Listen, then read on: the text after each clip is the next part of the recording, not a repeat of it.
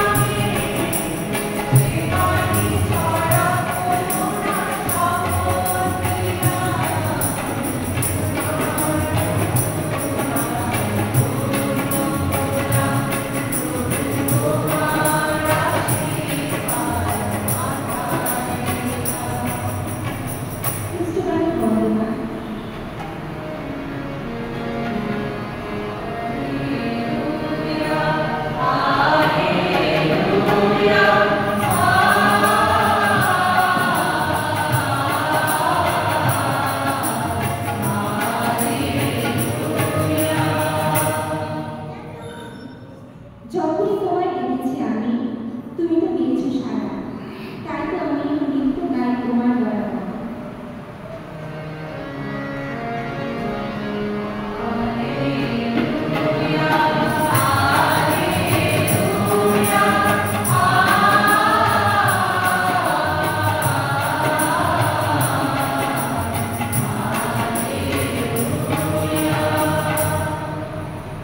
আপনাদের সবাই থাকুন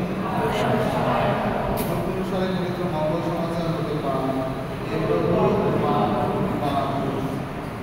জেরুসালেমে যাবার সময়ে যিশু তখন সামারিয়া ও গালিলিয়ার মাঝখানে সীমান্ত পথ ধরে এগিয়ে চলেছেন। তিনি একটি গ্রামে ঢুকেছেন। এমন সময়ে 10 জন কুষ্ঠরোগী তার সঙ্গে দেখা করতে এগিয়ে এলো। তারা কিছুটা দূরে দাঁড়িয়ে চিৎকার করে বলে উঠল, যিশু গুরু, আপনি আমাদের দয়া করুন। তাদের দেখে তিনি বললেন, যাও যাজকদের কাছে গিয়ে নিজেদের একবার দেখাও।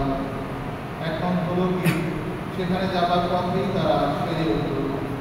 তাদের মধ্যে একজন যখন দেখল যে সে সুস্থ হয়ে উঠেছে, তখন সে জোর গলায় পরমেশ্বর